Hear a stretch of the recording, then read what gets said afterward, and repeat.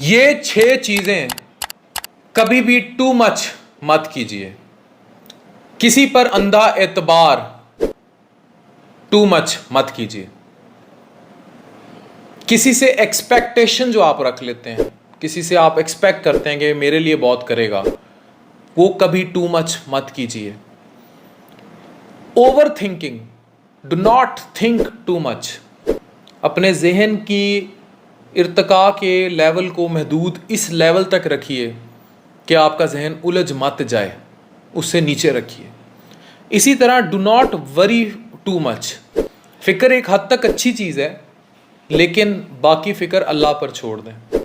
Do not love too much.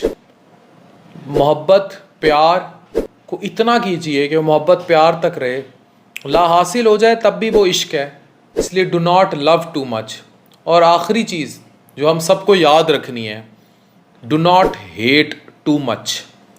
किसी से नफ़रत अपनी इंतहा पर मत कीजिए। Thank you very much.